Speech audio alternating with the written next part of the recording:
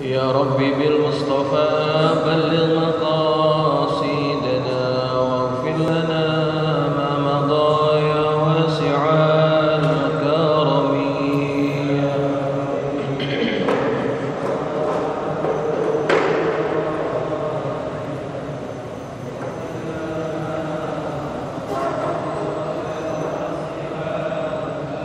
يا ربي هيئ لنا من أمرنا راشدا واجعل معونتك الحسنى لنا مددا.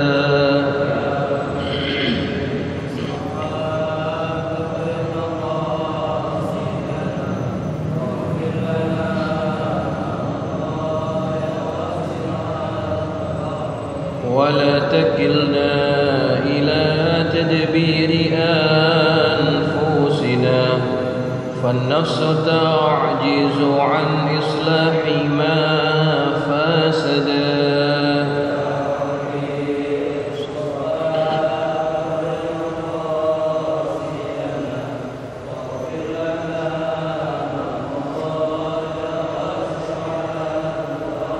أنت الكريم وقد جهزت يا أملي إلى أيادك وجها سائلا ويدا. يا رب بالمصطفى بلغ مقاصدنا واغفر لنا ما مضى يا واسع الكرم. اللهم صل وسلم وبارك عليه وعلى آله. الفاتحة إلى حضرة النبي المصطفى محمد صلى الله عليه وسلم على أرواح آبائه وإخوانه من الأنبياء والمرسلين وآله كلهم وصحابته أجمعين وتابعين لهم بإحسان إلى يوم الدين. ثم الفاتحة على نية الله يفتح علينا فتوح العارفين ويفقهنا وإياكم في الدين ويرزقنا كمال الإخلاص واليقين. ثم الفاتحة إلى روح مؤلف هذا الكتاب الشيخ سالم بن عبد الله بن سمير بأن الله يتوشاه بالرحمة والمغفرة وأن يعيد عليه من بركاته وأسراره وأنواره وعلومه ونفعته في الدين والدنيا والآخرة. وثم إلى أرواح مشايخنا الحبيب عبد الرحمن بن محمد الصداق. وثم إلى رجال محمد الشافعي هذا وصلى به عبد الشكر الرملي. وثم إلى شيخ النمسي. وثم إلى أمري الحبيب علي بن عبد الرحمن الصداق. وثم إلى روحي كي حجي أحمد شريف الدين عبد الغني بأن الله يتوشاهم بالرحمة والمغفرة. وإلى حضرة النبي المصطفى محمد صلى الله عليه وسلم. الفاتحة. أعوذ بالله من الشيطان الرجيم. بسم الله الرحمن الرحيم. الحمد لله رب العالمين الرحمن الرحيم مالك يوم الدين إياك نعبد وإياك نستعين اهدنا الصراط المستقيم صراط الذين أنعمت عليهم غير المغضوب عليهم ولا الضالين آمين. السلام عليكم ورحمة الله وبركاته.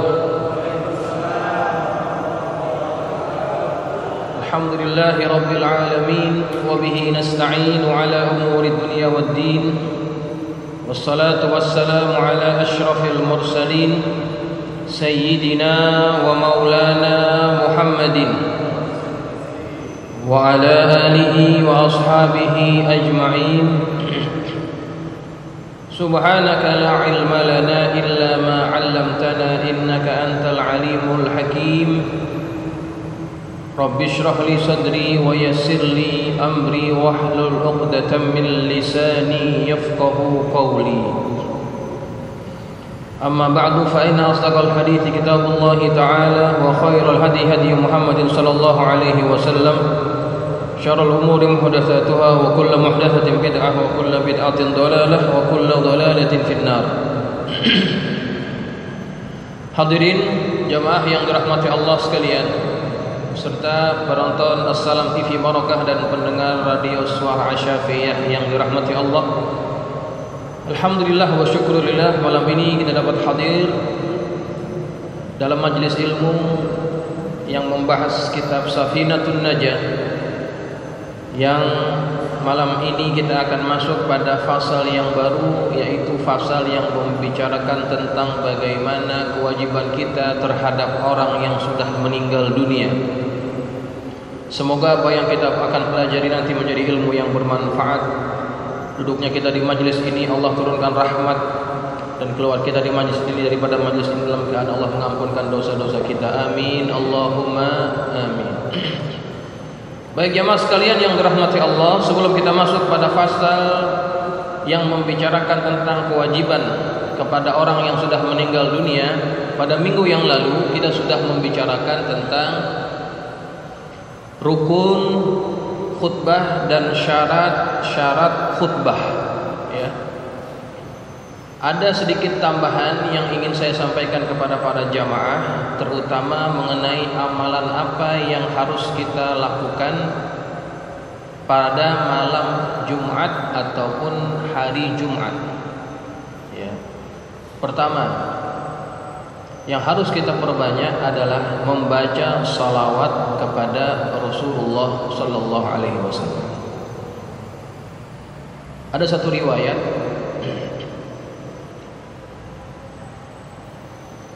ada satu bentuk salawat yang dianjurkan untuk kita baca pada hari ataupun malam Jumat, yang seeloknya kita baca sebanyak 80 kali. Allahumma salli ala Muhammadin abdika wa nabiyyika wa rasulikan nabiyyil ummi wa ala alihi wa sahbihi wa sallim. Allahumma salli ala sayyidina Muhammadin abdika wa nabiyyika wa rasulika an-nabiyyil ummi wa ala alihi wa sahbihi wa sallim. Allahumma salli ala sayyidina Muhammadin abdika wa nabiyyika wa rasulikan nabiyyil ummi wa ala alihi wa sahbihi wa sallim. Baca 80 kali, ya. Kalau tidak hafal, nanti bisa dilihat siaran ulang di Facebook ataupun di YouTube, ya. Kemudian ada satu lagi amalan yang dianjurkan untuk kita baca. Amalan ini ditulis oleh oleh salah seorang ulama yang terkenal sebagai seorang wali min auliyaillah al-qutub, yang bernama Asy-Syaikh Abdul Wahhab Asy-Sya'rani. Asy-Syaikh Abdul Wahhab Asy-Sya'rani, beliau berkata, anna man wazaba ala qiraati hadzainil baitaini fi kulli yaumil jum'ati tawaffahu Allah taala 'alal islam min ghairi syakkin. Barang siapa yang membiasakan, mengamalkan, membaca dua bait ini, nanti saya akan ajarkan. Siapa yang membiasakan membaca dua bait ini setiap malam Jumat, maka Allah akan mewafatkan dia dalam keadaan Islam min ghairi syakkin, tanpa ragu-ragu lagi. Apa bacaannya? Ini bacaan sering kita dengar.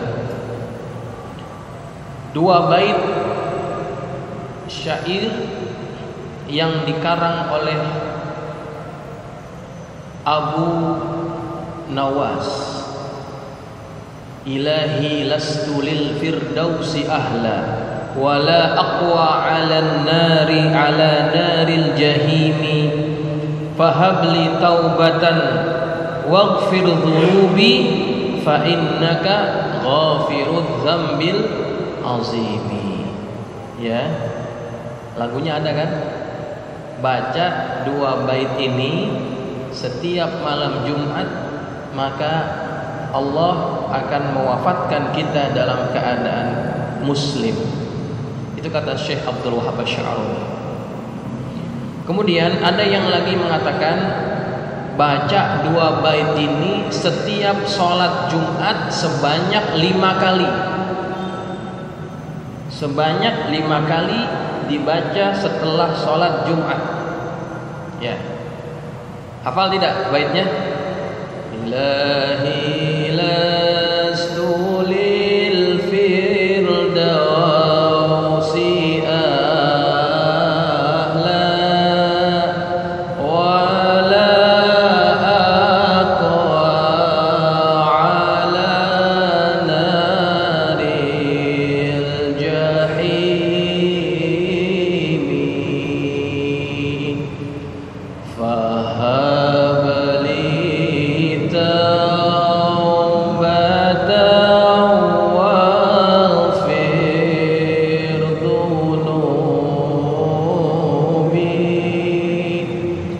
fa innaka ghafirudz dzambil azimi. Kalau dilakukan lebih mudah ya. Ini dibaca setiap malam Jumat dan setiap sholat Jumat 5 kali. Disebutkan diantaranya dalam kitab I'anatut Talibin, dalam kitab Nailur Roja juga ada disebut. Ya, baik. Apa artinya? Ilahi lastu lil firdausi ahla. Tuhanku, aku tidak selayaknya menjadi penghuni surga. Wala aqwa ala naril jahimi, tapi aku juga tidak mampu menahan siksaan api neraka jahanam. Fahabli taubatan waghfir dzunubi, maka kurniakanlah aku taubat dan ampunkanlah dosaku. Fa innaka ghafirudz dzambil azimi, maka sesungguhnya engkau adalah pengampun dosa yang besar. Ini munajat yang dikarang oleh seseorang yang bernama Abu Nawas, ya. Jadi amalkan itu sebagai tambahan, ya. Baik, jamaah sekalian yang dirahmati Allah, kita masuk pada pasal yang seterusnya. Bismillahirrahmanirrahim. Qala al-musannif rahimahullahu taala wa nafa'ana bi ulumihi wa ghafara lahu li wa li walidayhi. Amin. Qala radhiyallahu anhum.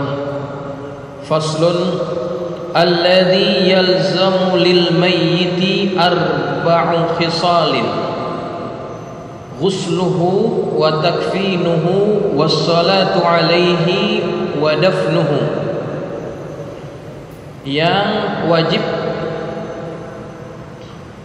kepada orang yang sudah meninggal dunia ada 4 perkara, yakni yang wajib kepada kita, yang harus kita lakukan kepada orang yang sudah meninggal dunia.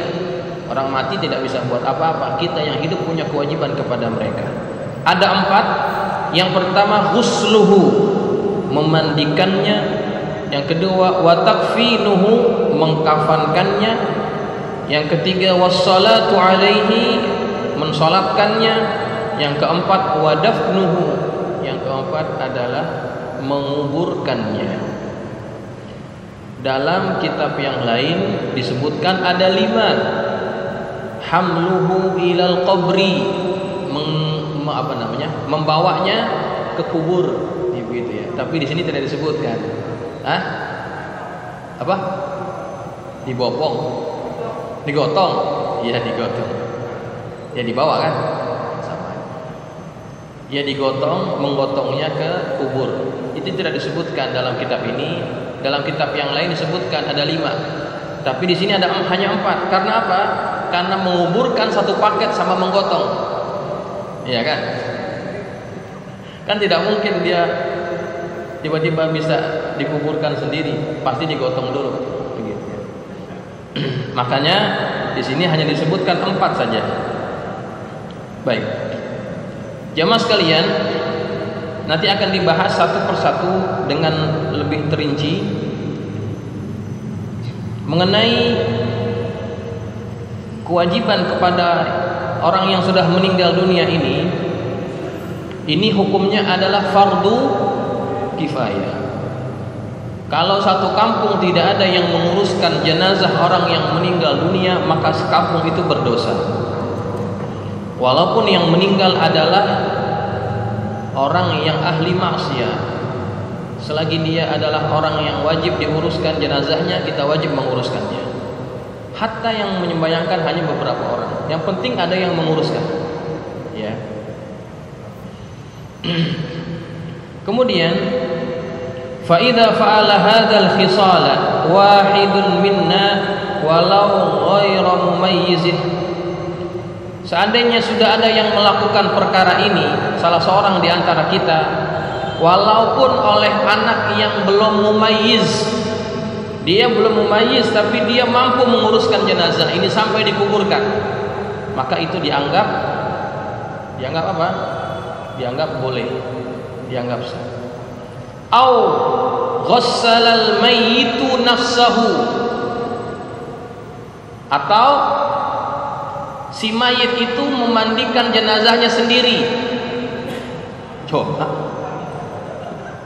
ini ada di kitab, coba lihat di kitabnya. Au ghassalahu mayyitun akharu karamatan, ataupun mayit yang lain memandikan mayit ini. Mayit mandi mayit sebagai karomah, bentuk karomah. Pernah dengar cerita ini? Ada orang yang sudah mati tapi dia memandikan jenazahnya sendiri. Ini karomah nih. Ini babnya bab karomah, jangan pakai akal. Siapa dia? Hah? Siapa nama walinya? Asy-Syaikh Ahmad Al-Badawi. Asy-Syaikh Ahmad Al-Badawi qaddasallahu sirrah wa rahmatahu rahmatal abrar. Beliau itu diriwayatkan setelah meninggal dunia dia memandikan jenazahnya sendiri. Mandiin sendiri. Coba. La ilaha illallah. Jangan pakai akal. Ya. Ini disebutkan nih. Kalau seandainya ada mayit yang memandikan dirinya sendiri atau mayit lain memandikan mayit itu sebagai bentuk karomah, saqatal harj 'anil baqi, maka gugur dosa bagi yang lainnya. Dia udah mandiin sendiri, ya, tapi ini jarang-jarang terjadi. Tapi itu dibahas oleh ulama fikih. Kenapa dibahas sampai ini masuk dalam kitab? Karena itu terjadi. Ya, kalau nggak terjadi nggak dibahas. Tapi jangan pakai akal, ya. Ini karomah yang hanya Allah berikan kepada orang-orang tertentu saja, menunjukkan bahwa dia memiliki keutamaan, ketinggian maqam, gitu. Ya. Baik. Nah, itu kewajiban kepada orang yang sudah meninggal dunia. Kemudian wa yahrumu ghuslus syahidi was salati alaihi. Ada orang-orang yang malahan tidak boleh kita mandikan, ya, dan tidak perlu kita sholatkan. Siapa mereka?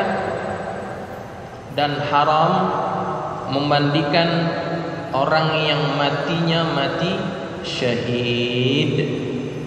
Haram, jangan dimandiin. Dan juga tidak perlu disolatkan. Orang yang mati syahid tidak perlu disolatkan. Yahrumu ghuslul syahidi wa salatu alaihi. Haram memandikannya, mensolatkannya. Syahid sudah tidak perlu itu semuanya, ya. Wa yajibu takfinuhu wa dafnuhu, tapi wajib mengkafankannya dan menguburkannya, itu saja, ya. Kenapa tidak boleh dimandikan? Karena orang yang mati syahid itu dia memiliki kelebihan.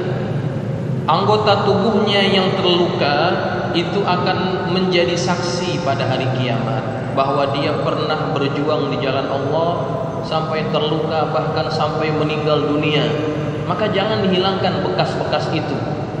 Itu sebabnya tidak boleh. Di Madinah itu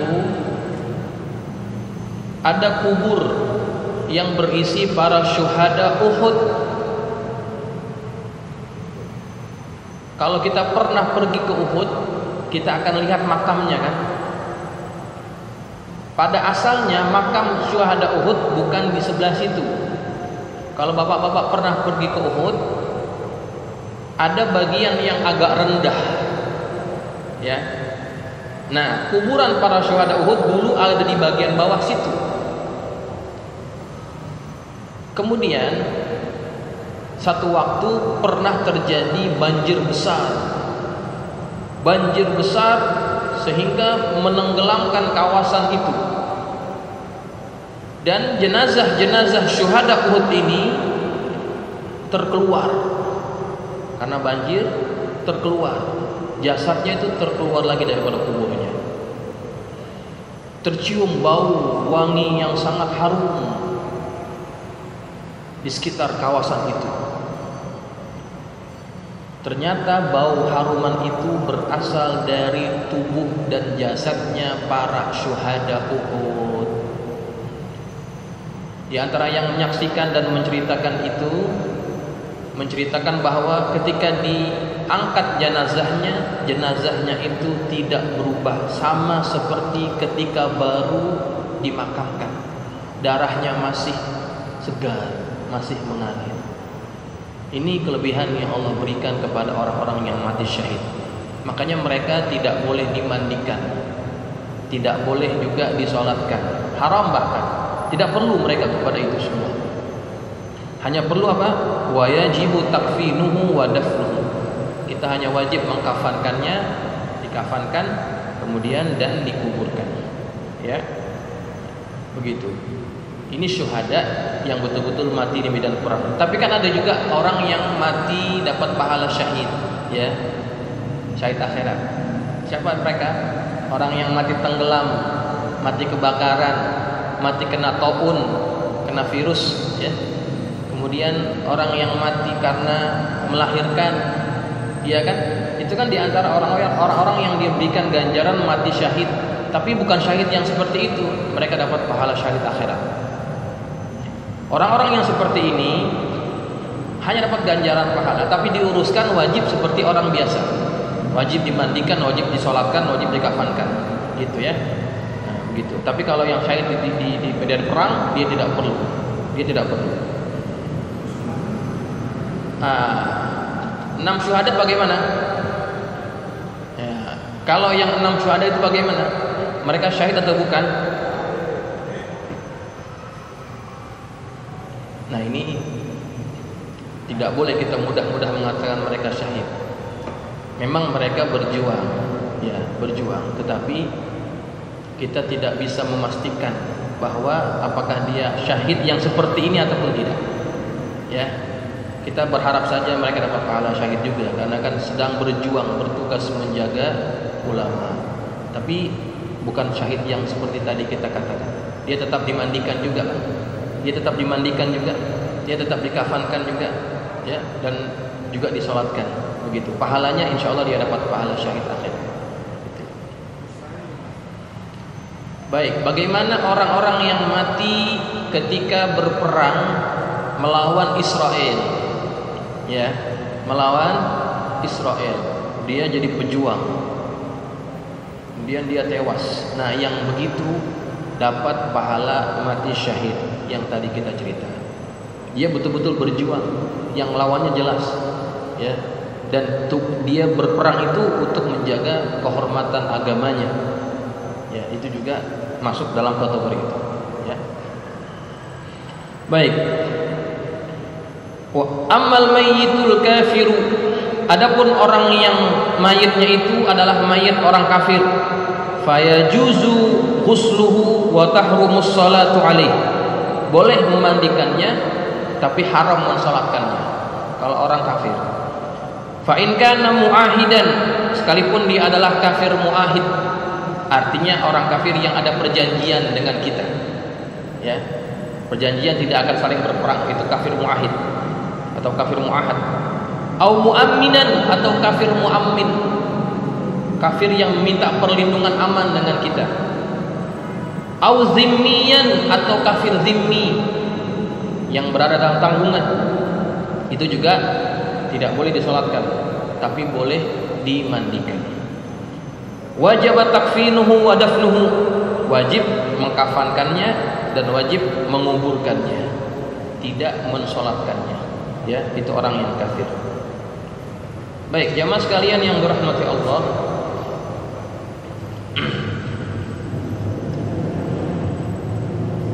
berkaitan dengan orang yang meninggal dunia ini, ya, sebelum kita masuk kepada tata cara memandikan jenazah, ada sedikit perkara yang ingin saya beritahu kepada para jamaah. Apabila kita menghadapi orang yang akan meninggal dunia, kita yang hidup itu harus mempunyai ilmu. Karena apa? Karena orang yang akan meninggal dunia itu memerlukan bimbingan kita. Kalau kita yang berada di sekelilingnya tidak ada ilmu, kesian dia tuh. Maka di antara yang perlu kita tahu tentang menemani orang yang meninggal dunia adalah kita ajarkan kepada orang yang akan meninggal dunia apa? Kalimat la ilaha illallah, talqin. Dan kita hanya mengajarkan kalimat la ilaha illallah saja. Jangan pakai ditambahin Muhammadur Rasulullah. Enggak usah, itu enggak usah. Ketika dia akan meninggal dunia, laqinu mautakum la ilaha illallah. Ajarkan orang yang akan mati di antara kalian itu la ilaha illallah. Di mana? Di telinganya yang kanan. Kita bisikan la ilaha illallah terus sampai dia mengucap, ya, sampai dia mengucapkan kalimat itu. Kalau sudah mengucap, stop. Oke, kalau dia sudah mengucap, sudah stop, gak usah lagi ngajarin. Kecuali setelah dia mengucap, dia ngomong lagi, gitu. Ya, kalau dia habis mengucap, dia ngomong lagi, ngomong yang lain. Emas ibu, tolong pindahin, gitu. Surat tanah tuh belas itu, ngomong lagi tuh kan. Kalau ngomong lagi, ajarin lagi. Biar kalimat yang terakhir keluar dari mulutnya adalah la ilaha illallah, gitu. Dan jangan ngajarinnya itu seperti orang marah-marah. Ayo ucapin la ilaha illallah, la ilaha illallah, la ilaha. Bukan begitu caranya. Caranya pelan-pelan, ya. La ilaha illallah. Pelan-pelan sampai dia mengucapkan kalimat. Ya, kalau sudah. Gitu, ya. Sebab ketika orang akan meninggal dunia, itu akan diganggu dengan hebat oleh syaitan. Di antara bentuk gangguannya apa? Didatangkan orang-orang yang pernah dekat dengan dirinya, yang dulu pernah tinggal bersama dirinya dan mereka sudah meninggal dunia. Mereka datang lagi dalam bentuk itu. Makanya pernah dengar tidak? Ada orang yang mau meninggal, dia ngomong, itu bapak udah datang, ibu udah datang, itu anak si ini adik dan datang, semuanya datang, ya kan? Pernah ngomong, pernah dengar cerita itu. Nah, itu gangguan supaya kenapa? Supaya dia lupa daripada mengucapkan kalimat la ilaha illallah. Ini saya dengar sendiri, di antaranya pembantu saya baru meninggal dunia. Ketika dia akan meninggal, suaminya cerita, ini pembantu saya ini, dia cerita, ibu udah datang tuh, orang tua perempuan udah datang, ngajakin suruh ikut, ngomongnya begitu. Tapi dasar si suami itu bukan orang yang tukang ngaji, dia nggak paham. Ya udah tidur, udah malam, dia nggak tahu itu istrinya lagi sedang dalam keadaan sakarat, begitu ya. Diganggu oleh syaitan dalam bentuk wujud orang-orang yang sudah meninggal dunia. Hati-hati, ajarkan itu. Kalau dia udah ngomongnya ngaco, ajarin la ilaha illallah, gitu. Ataupun kadang-kadang dia akan diingatkan dengan benda-benda yang sangat dia cintai waktu dia di dunia hidup. Apa misalkan? Ada orang yang sangat cinta perhiasan emasnya, dia ngomong, emas ibu tuh, emas ibu. Ini surat berharga, ini dia ngomong yang itu. Diingatkan itu semua. Ketika orang akan meninggal dunia, yang akan diingatkan adalah perkara-perkara yang sangat dicintainya. Maka ajarkan mereka la ilaha illallah. Ajarkan, ya.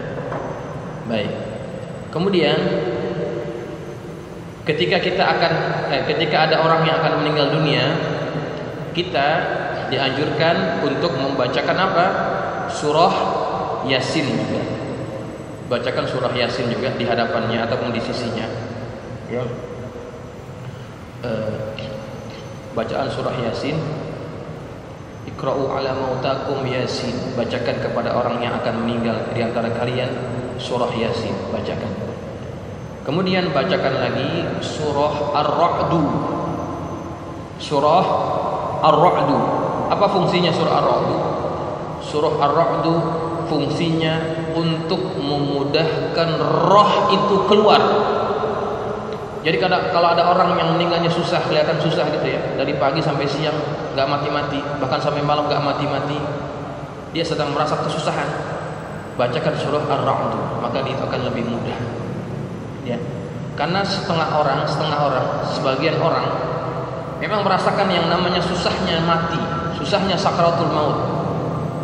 Itu digambarkan dalam satu hadis. Kalau terhadap orang-orang yang Allah benci, Allah murka, itu rohnya dicabut seperti kapas yang nempel di pohon yang berduri. Coba bayangin, bagaimana cara nyabutnya? Kapas nempel di pohon yang berduri. Itulah nyawa orang yang dibenci oleh Allah ketika dicabut. Susah, ya. Maka dibetot juga kan, gitu. Tapi prosesnya lama. Kemudian siapa lagi di antara mereka yang susah meninggal dunia? Orang yang sewaktu hidupnya pernah mempunyai barang-barang yang bersifat mistis, entah itu jimat, susuk, ya, itu meninggalnya agak susah, ya, meninggalnya agak susah. Ataupun yang miara apa namanya, miara khodam gitu ya, miara khodam. Miara itu yang punya khodam itu memang akan susah sebelum dia buang sebelumnya, gitu ya. Nah, itu sekedar tambahan, ya, sekedar tambahan. Baik. Kemudian di antara tambahan lagi,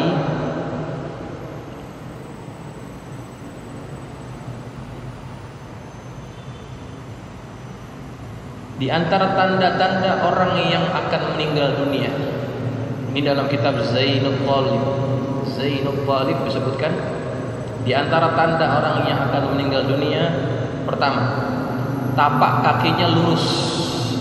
Tapak kakinya lurus. Tapak kaki kita gimana? Ada bagian yang cekung kan? Ya kan? Ada bagian yang cekung, tengah-tengah kan cekung kan? Kalau yang akan meninggal dunia, tapaknya lurus, rata. Paham? Bisa dibayangkan? Ya. Tapak kita kan cekung ya, ada bagian tengahnya itu kan? Nih, masa mau saya contohin juga. Ini. Kan cekung nih. Kalau dia akan meninggal dunia, dia lurus, rata, nggak ada cekungannya. Gitu. Kemudian yang kedua, hidungnya menunduk. Hidungnya nunduk.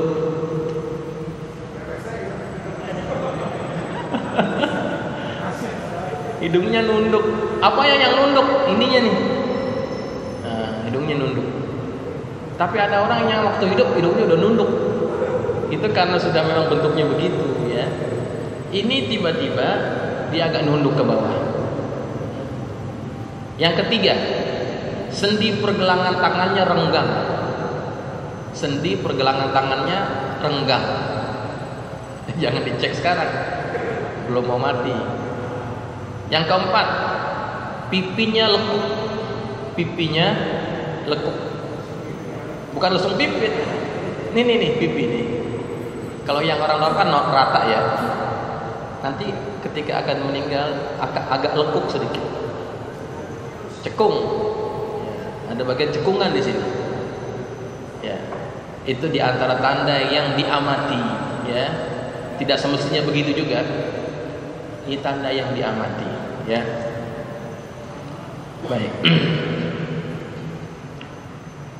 Jamaah sekalian yang dirahmati Allah, itu di antara tambahan ketika orang akan menghadapi orang yang akan meninggal dunia. Kemudian jamaah sekalian yang dirahmati Allah, ketika kita akan berziarah, bertakziah kepada keluarga yang ditinggal oleh keluarganya, kita disunatkan membacakan doa. Ya, kita jarang baca ini karena kita tidak tahu barangkali. Kalau kita berjumpa dengan keluarganya, kita ucapkan doa ini. A'zamallahu ajrakum wa ahsana azaakum wa ghafara limayyitikum. Oke. A'zamallahu ajrakum wa ahsana azaakum wa ghafara limayyitikum. Ini ucapannya. Apa artinya? A'zamallahu ajrakum, semoga Allah membesarkan pahalamu karena diberikan ujian ini. Wa ahsana azaakum, dan semoga Allah membaguskan, membanyakkan kesabaranmu atas apa yang sudah pergi. Wa ghafara limayyitikum, dan semoga Allah mengampuni si mayit, orang yang sudah meninggal itu. Ya, ini dibacakan kepada orang yang diberikan ucapan kepada orang yang meninggal dunia. Kalau mau baca turut berduka cita gitu ya. Turut berduka cita. Boleh nggak? Boleh nggak? Ataupun biasanya kita ngomong apa? Yang sabar ya, gitu doang kan? Yang sabar ya. Ya, itu tidak ada nilai doa. Boleh sih, boleh saja, tapi tidak ada nilai doa. Ucapan turut berduka cita, semoga sabar ya, itu tidak ada nilai doanya. Itu hanya sekedar ucapan yang menghibur saja. Tapi kalau yang ingin ada nilai doa, bacakan doa tadi. Paling kurang yang pertama saja. A'zamallahu ajrakum. Ya. A'zamallahu ajrakum. Pendek kan? Nah, itu saja paling kurang. A'zamallahu ajrakum wa ahsana azaakum wa ghafara limayyitikum. Ya. Baik, itu yang perlu kita baca ketika akan berjumpa dengan keluarga yang meninggal dunia. Baik, jemaah sekalian yang dirahmati Allah, masih ada sedikit waktu. Saya ingat, saya pikir kita buka untuk sesi tanya jawab bagi yang ingin bertanya. Kalau ada silakan. Iya, pakai ini. Pakai ini, Pak. Biar kedengaran di TV.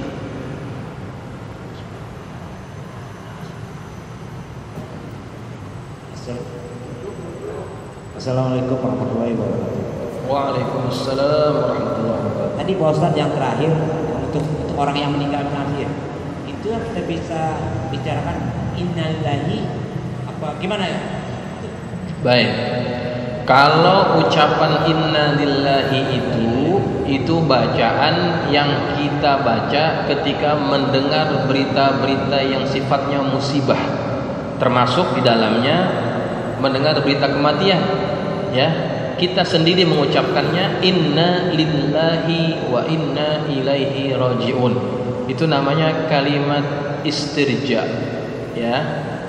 Tetapi kalau ketika berjumpa dengan keluarga yang ditinggal mati, bacaannya bukan innalillahi gitu. Yang tadi itu a'zamallahu ajrakum. Ya, jangan salah. Ketika kita salaman jangan baca innalillahi wa inna ilaihi.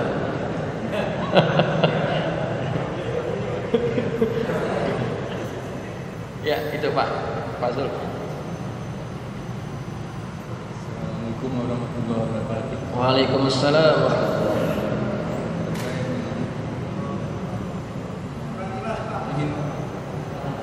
yang ingin meninggal. Iya. Ada ini pemahaman di masyarakat. Iya. 40 hari katanya. Iya. Udah ada tanda-tanda. 40 hari ada tandanya. 40 hari udah ada tanda-tanda. Salah satu ada firasat. Firasat Bahwa seseorang itu mengatakan sesuatu dan itu orang nggak sadar. Iya. Atau ada tanda-tanda lain mimpi. Misalnya saya pernah dengar mimpi gigi patah. Iya, betul. Apakah itu ada hadisnya atau apa? Baik. Memang ada beberapa isyarat-isyarat yang Allah berikan kepada orang-orang tertentu ketika akan ada orang yang akan meninggal dunia. Di antaranya apa? Di antaranya mimpi. Itu memang betul. Di antara mimpi yang menandakan bahwa akan ada orang terdekat di antara kita yang meninggal dunia, di antaranya apa? Gigi kita patah. Kita mimpi gigi kita patah. Ya, itu di antara tandanya. Tapi siapa yang meninggal kita tidak tahu. Ya, kita tidak tahu. Kemudian ada juga kadang-kadang Allah berikan firasat itu kepada orang yang akan meninggal dunia. Firasat itu diberikan kepadanya sehingga dia tergerak untuk mengatakan sesuatu yang sifatnya seperti wasiat. Ya. Seperti wasiat, dia pesan kepada ini, kepada itu. Tapi yang lain merasa tidak kenapa begitu ya. Tapi dia merasa ada perasaan bahwa dia tidak akan lama lagi. Allah berikan perasaan itu kepada dirinya. Termasuk terkadang ada orang yang akan meninggal dunia, dia punya perilakunya berubah. Kata orang Melayu, buang tabiat, gitu ya. Kata orang-orang sana tuh, orang-orang Melayu, ini namanya orang yang buang tabiat. Biasanya begini, tapi ketika meninggal dunia berubah, gitu. Gelagatnya, buang adatnya, gitu deh. Yang dulunya nggak bagus, tiba-tiba jadi baik. Enggak biasanya ceria, tiba-tiba pendiam, begitu. Ada yang seperti itu, ya, macam-macam. Bahkan juga ada orang-orang yang Allah sudah beritahu bahwa dia akan meninggal dunia. Di antaranya orang-orang yang dekat dengan Allah, wali-wali Allah. Mereka sudah tahu bahwa mereka akan meninggal dunia kapan. Di antaranya siapa? Di antaranya almarhum al-maghfurlah Muallim Syafi'i Hadami. Muallim Syafi'i Hadami, dia sudah mengetahui bahwa beliau akan meninggal. Sehari sebelum dia meninggal, dia berkata kepada keluarganya, besok ayah di situ, nanti banyak orang yang datang, gitu. Dan yang tempat ditunjuk itu adalah tempat yang sekarang jadi makomnya, ya, jadi makomnya. Dia meninggal pada hari Sabtu setelah mengajar, kemudian terus meninggal dunia, begitu. Ya, ada orang-orang yang seperti itu yang diberikan kabar oleh Allah kapan beliau akan meninggal dunia. Termasuk Al-Walid Al-Habib Abdul Rahman bin Ahmad As-Segaf, begitu. Dia juga diberikan kabar sebelum beliau akan meninggal dunia.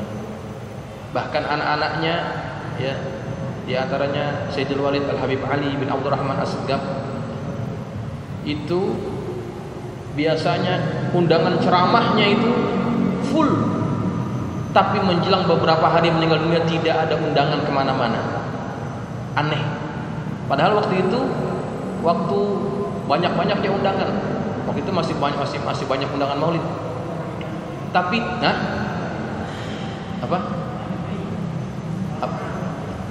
bukan yang meninggal ayahnya, Habib Abdul Rahman. Ini anaknya Habib Ali bin Abdul Rahman As-Segaf. Waktu itu di tahun 90 atau tahun 2000 berapa waktu itu saya lupa. Beliau itu biasanya kan diundang banyak ceramah, tapi ketika abahnya mau meninggal tidak ada undangan kemana-mana. Seolah-olah sudah disiapkan, jangan kemana-mana, bahwa ayahmu mau meninggal dunia, gitu, ya. Bahkan para wali di Tarim mengkhabarkan jangan kemana-mana, Habib Abdul Rahman akan meninggal dunia. Diberitahu bersama. Itu diantara orang-orang yang diberikan keutamaan, diberikan kabar kapan mereka meninggal dunia.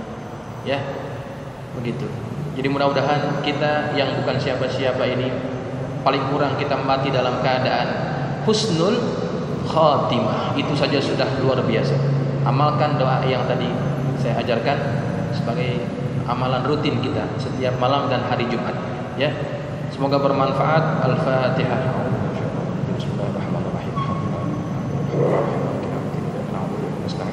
اهدنا الصراط المستقيم صراط الذين أنعمت عليهم غير المغضوب عليهم ولا الضالين آمين. بسم الله الرحمن الرحيم. الحمد لله رب العالمين والصلاة والسلام على أشرف المرسلين سيدنا مولانا محمد وعلى آله وأصحابه أجمعين. اللهم انفعنا بما علمتنا وعلمنا ما ينفعنا. اللهم زدنا ولا تنقصنا وأكرمنا ولا تهنا واعتنا ولا تحرمنا وآثرنا ولا تؤثر علينا وأرضنا وارض عنا. اللهم إنا نسألك بحق فاطمة وأبيها وبعلها ومنها افتح علينا وعلى أولادنا وتلاميذنا فتوح العارفين. فقهنا وإياكم في الدين وارزقنا كمال الإخلاص واليقين. اللهم ارزقنا فهم النبيين وحفظ المرسلين وإلهام الملائكة المقربين برحمتك يا أرحم الراحمين. اللهم اجعلنا من الذين يستمعون القول فيتبعون أحسنه. صلى الله على سيدنا محمد وعلى آله وصحبه وسلم والحمد لله رب العالمين. سبحانك اللهم وبحمدك أشهد أن لا إله إلا أنت أستغفرك وأتوب إليك. السلام عليكم ورحمة الله وبركاته.